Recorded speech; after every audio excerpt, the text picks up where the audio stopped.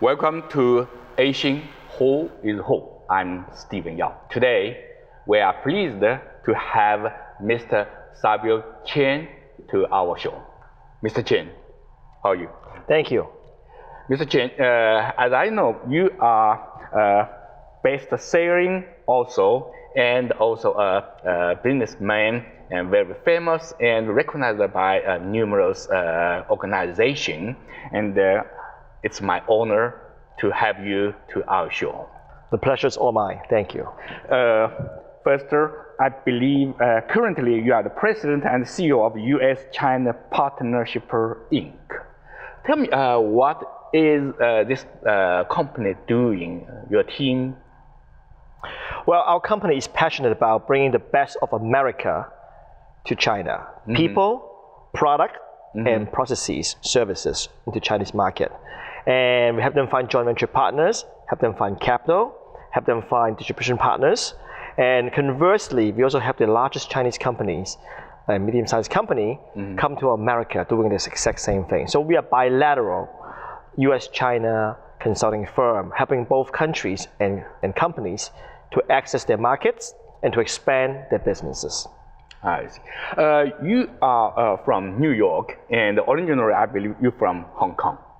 Yes. So you get education in United States or in Hong Kong? Well, I came to New York about 28 years ago. 20 years. And for college. Mm-hmm. So I went to college in New York City, and then I stayed. Since then I stayed.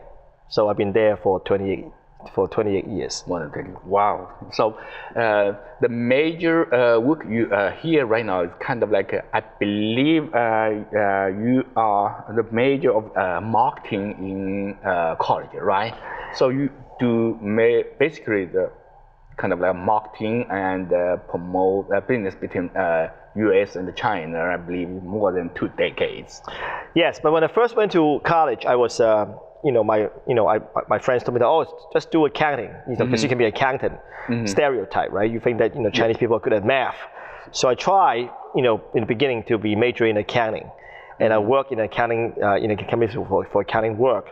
But it's so boring to me. I can't stand it. Mm-hmm. So I changed into marketing, and I became an international marketing major. Mm-hmm. And I like it. I love it a lot. So since then I changed my focus into doing marketing work. Yeah, I believe you are very successful in marketing area.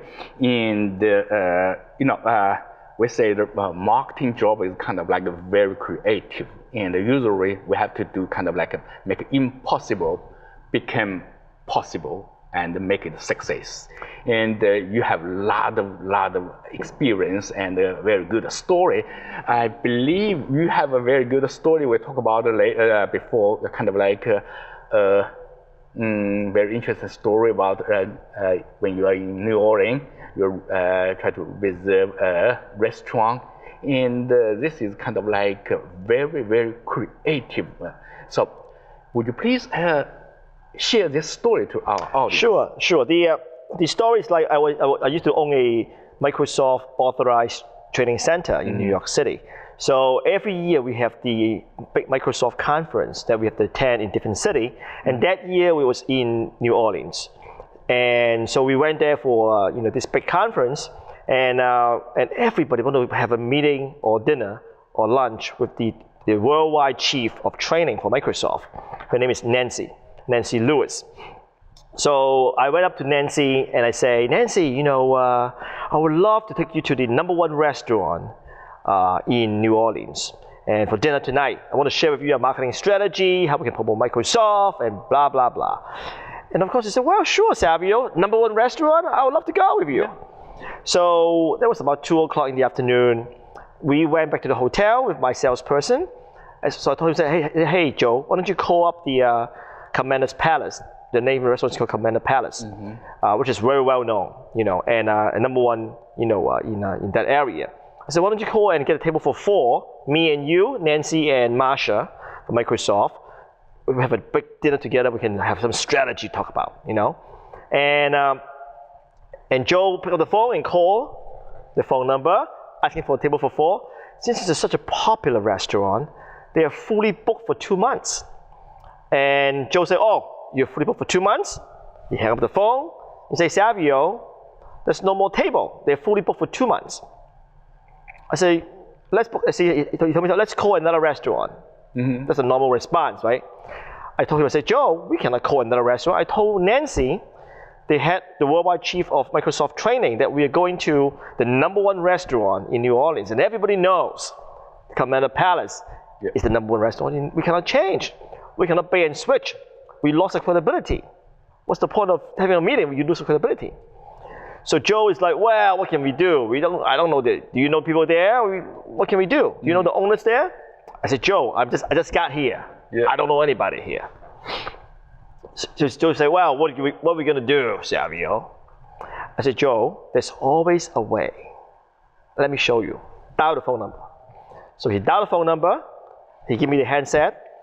I said, hi, I'm Savio Chan. I'm the president and CEO of ABC Training Company. We're in town for the Microsoft conference. May I speak to the maitre d' or the head waiter, please? So he said, what is this all about, sir? I said, well, it's about business. So it is about business, it's not about personal. So the head waiter answered the phone. He said, hi, this is Joe, and his name, I forget his name. How can I help you, sir? I said, hi, Joe, I'm Savio Chan. I'm the president and CEO of my training company. We're in town for the Microsoft conference, as you know. And tonight, we are entertaining some top people from Microsoft. And I was told that your restaurant is the #1 restaurant in New Orleans. Is that true? And the head waiter said, wow, Mr. Chan, of course, we are #1. We are #1 in New Orleans. He's very proud that he's #1, right? It's like your children is #1. I said, Joe, that's good to know. And in fact, I think that you're not only #1 in New Orleans, you're the only 5-star restaurant in the entire state of Louisiana. I said, is that true? He said, yes, sir. We are not only the #1 restaurant in New Orleans, we're the only 5-star restaurant in the entire state of Louisiana. I said, wow, Joe, that's quite an accomplishment. He said, yes, sir, we are. We are very proud of it. I said, well, Joe, of course, it's a top restaurant like you guys are. You must be fully booked, aren't you? He said, yes, sir, we are fully booked normally 8 weeks ahead. I said, 8 weeks? I said, Joe, I'm very happy for you, but I have a dilemma. I need your help. Tonight, we're going to entertain the #1 guy for training for Microsoft, and we're going to take her and her colleague to your fine restaurant to entertain her. But she's, you're fully booked. So I understand that. I can surely understand why you're such in demand. But I would like to ask you, I want to tell you something about me. I'm from Hong Kong. I said, yes, sir. So you're from Hong Kong, then what? I said, well, I will let you know that we're from Hong Kong. We have a habit. We are very, very generous tipper. We gave very generous tips everywhere we go. I said, really? I said, yeah. I said, in fact, Joe, if you'd be so kind to give me a table for 4 at your fine restaurant, I'll come down to your restaurant in the next hour. I'll give you my credit card. I'll look you in the eyes. I will thank you for your help. I'll be forever grateful. And I will just sign the credit card slip for you. I will give you 35% or 40% tips on top of the bill. And I also want you to do me a favor. Do not give me the check at the end of the meal. Send it to my home, to my credit card bill. I'll come down in the next hour. I'll show you my driver license. There's no scam here. You'll be safe. May I come down and see you? Oh, sure, Mr. Chan. You will come down. Come down. And I come down and I met him face to face. I said, hey, Joe, really thank you for your help. And by the way, I understand you're a popular restaurant. If you cannot do it, that's no problem. But I'm very grateful if you can accommodate us. We will forever remember you. Oh, Mr. Chan, we will try to help you, no problem, So I signed the credit card slip. He put in my credit card, checked my ID. I said, Joe, thank you very much for your help. I'll be back in 7 o'clock in the limo with my 2 guests. Absolutely, sir. So we went back to pick up the 2 Microsoft executives in the limo, take them to the restaurant. We show up at the restaurant in the limo. The door opened up, right? Joe, the maitre d', and the waiter is standing in the door. Say, hey, Mr. Chen, welcome back. Good to see you again. And then, because some people say, wow, Savio, you're VIP here. Well, I said, no, I just got here, So they said, oh, Mr. Chen, your table is available for you, okay? Please follow me. So they take us to a beautiful table, quiet table, and we have a beautiful meal. The service is excellent, the food is incredible. And after we finish our meal, they help me to come back to my table and say, Mr. Chen, how's family? How's everybody? Thank you for coming by. It's good to see you again. How's the food? I said, the food is excellent. He said, well, Mr. Chen, since we are so happy that you're in town, we're going to give you some great dessert. So he snapped his finger. He brought over 6 desserts, the best dessert they have, put it on the desk, on the table, 6 of them. So my guest is like, wow, this is incredible, Savio. You're a VIP here. I said, no, it's because of you guys. And they say, Mr. Chen, we're so happy that this is on the house. I know it's not on the house. I know it's on my bill. So it's like, thank you very much. I was like really not pleased, but I have to go with it, right? So at the end of the meal, we have a great meeting. I say, Nancy and Marsha, it's a wonderful meeting. Let's go home. So we want to get up and go, right? And Nancy said, Savio, we have to pay the bill. We haven't got a check yet. So I said, don't worry. I said, Bill Gates paid it already. And when I left the restaurant, I shook the hand of the waiter. I said, thank you, Joe, for your help. And he went up to my head and my ear and said, Mr. Chen, next time you're in town, call me. I guarantee you get a table. Well. So the story is very simple. I told my salesperson at the end, I said, there's a few lessons here. Number one is you must talk to the decision maker. Yeah. The person with the power to say yes.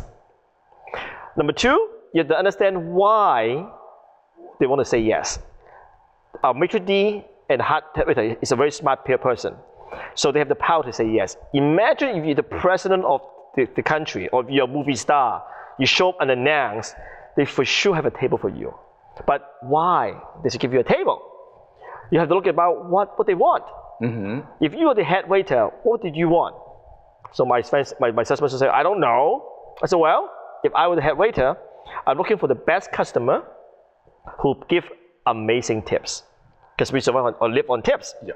So if you can give me a safety song that you guarantee me I have good tips and you're nice, then the chance of you getting a table is very high. But you have to tell them that they will get good tips.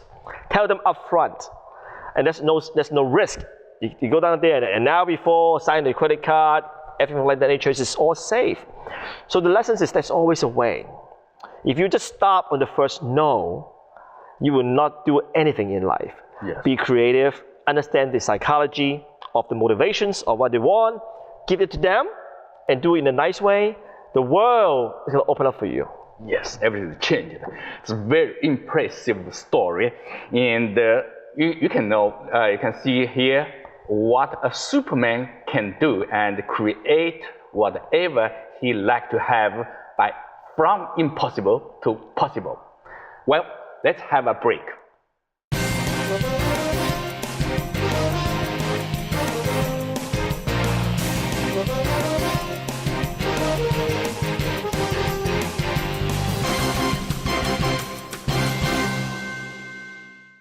Welcome back to Asian for Home.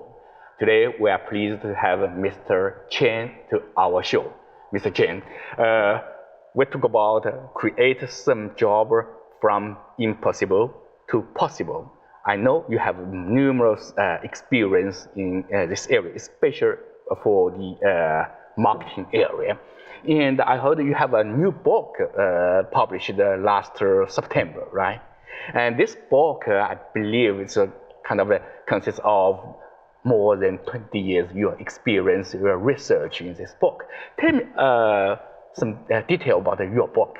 Well, the book is called China's Super Consumers, What 1 Billion Customers Want and How to Sell It to Them. We want to tell people about the history and culture of China consumerism, how they become where we are today, and become the most important consumer class in the world. So in the first half of the book, we talk about the history and the culture and heritage of China consumerism. and to give people understanding about Chinese culture, how we become who we are, and to give them a guide of, if you want to understand how to sell to Chinese consumer, you must understand our culture and our history first. So they understand our motivations of why we buy what we buy.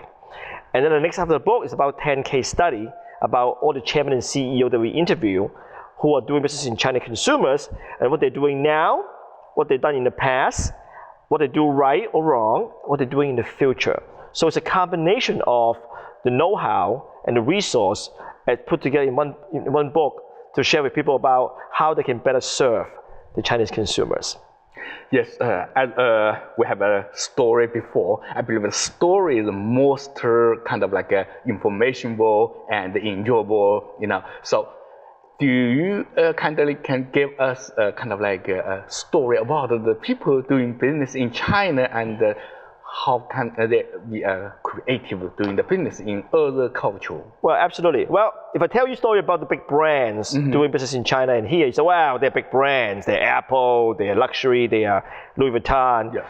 And many of the business people here from Asia, they are small, medium-sized business. And many of them are in services. So one example we have in the book is a lady by the name of Emma. She's from China, and she's selling real estate, commercial residential real estate in New York City. And she's a great writer. And she used a tool called WeChat, which is a mobile native app. It's the most popular mobile app in China for chatting, and called WeChat by Tencent Holdings. And WeChat is being used by over 500 million people in China and here. If you're Chinese, you most likely use WeChat. Because in China, there's no Facebook, there's no Pinterest. So Emma used WeChat to communicate with the potential buyers from China.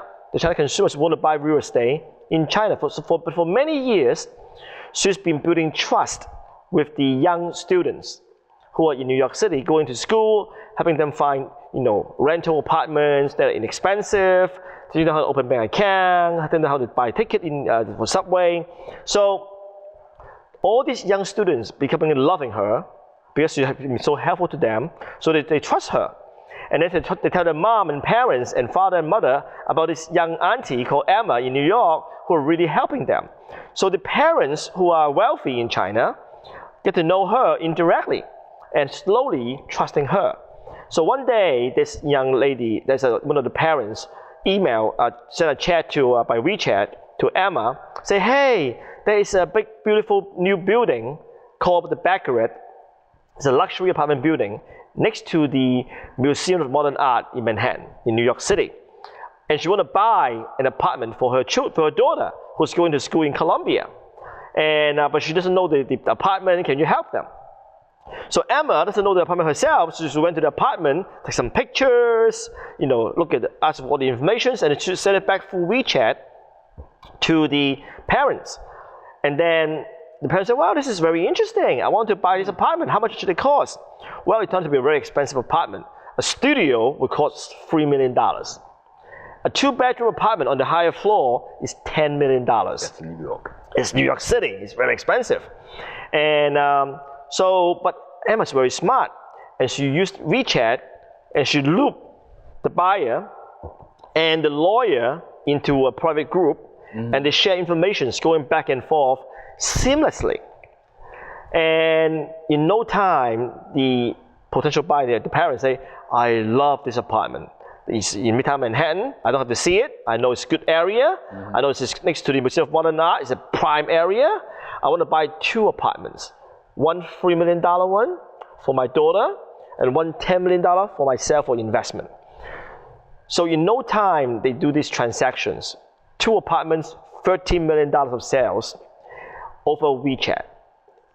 She never come here. She just do it over WeChat.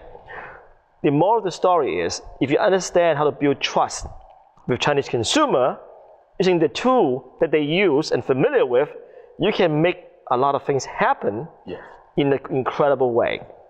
Yes. So that is, how about selling 2 apartments for $30 million to the Chinese consumers? That's not a bad thing. Yeah, your story is very, very helpful for a Chinese businessman, I believe, especially for young people. They want to do business with people in the United States. So, what kind of the rate you believe will be the most benefit from your book?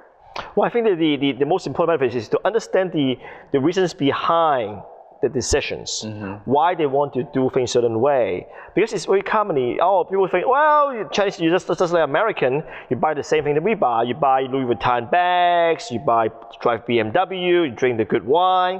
You're just like us. Well, that's not true. We are not like them. There are similar aspects, but we are also very nuanced in terms of our behavior. But you have to understand our culture and history to understand that.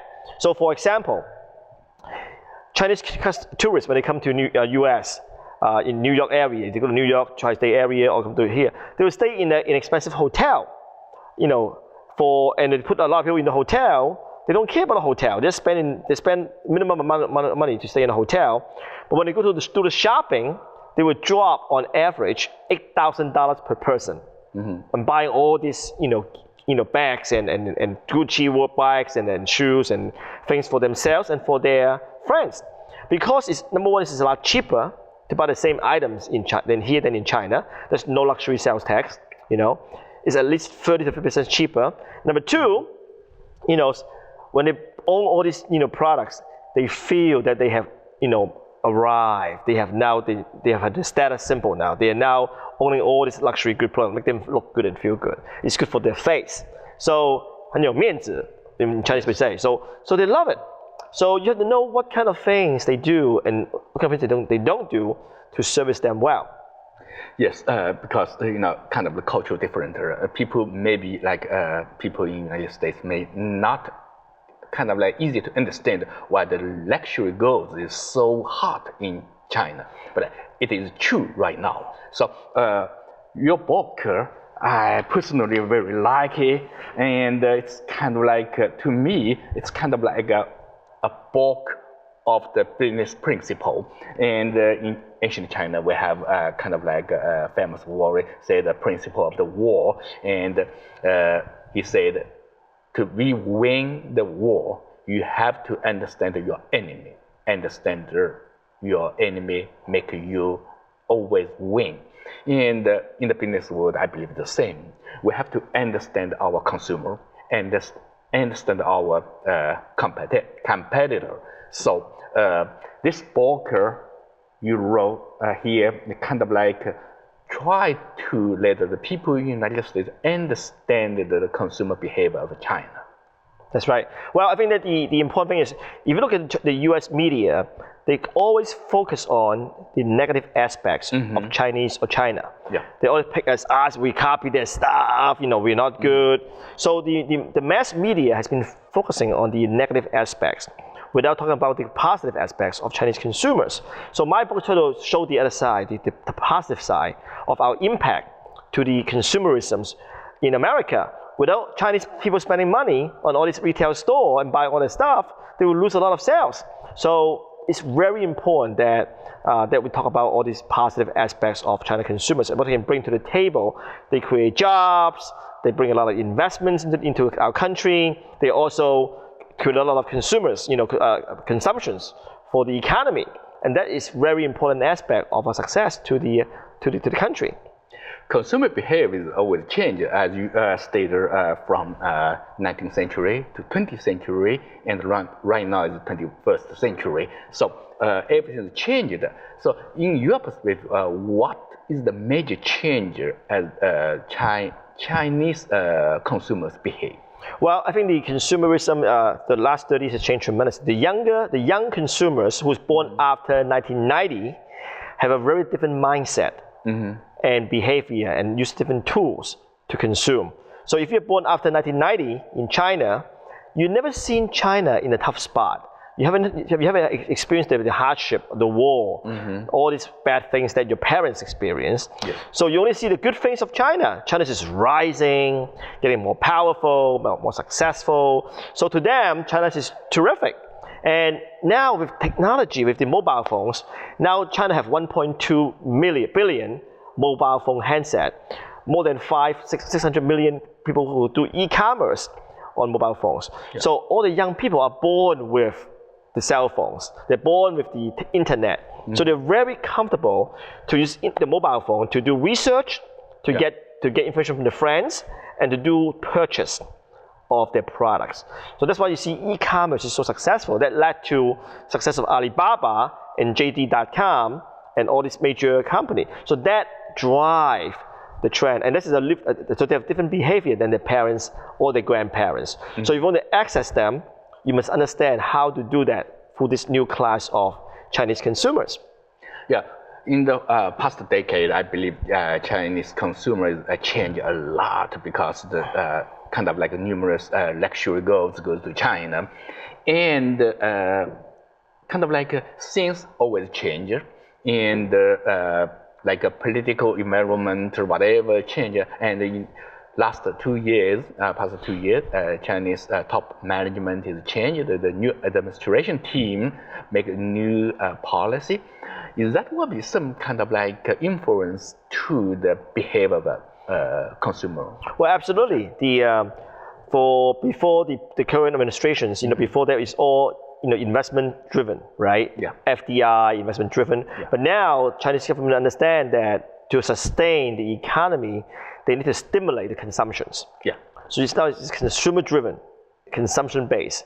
So they're doing everything they can to drive the consumption to go higher. For example, Chinese government is very conscious about moving 15 million people a month from the rural side, countryside, to the city, to have them have more urbanizations, have more jobs in the city. And the jobs in the city in China is much more high income, better paying jobs. So that in that way, they feel much more comfortable in the security of the jobs, and they're getting increase every year of 10% or more, so they can spend money, right? When you have a steady paying job, you're paying much more money, you move into the city, have a lot more store, e-commerce things, and you can sell, you can buy a lot more things. It's a psychological factor. So the Chinese government is doing a lot of policy changes to stimulate the consumptions, also attract more foreign companies to go in China to set up shop, make them easy for them to do those kind of setting up company and businesses there. Yes. So that drive all the changes. Oh, good. So kind of like everything kind of like goes to some direction, may be good for U.S. businessmen to have more business with China. That I believe will be the kind of like a major purpose of your book.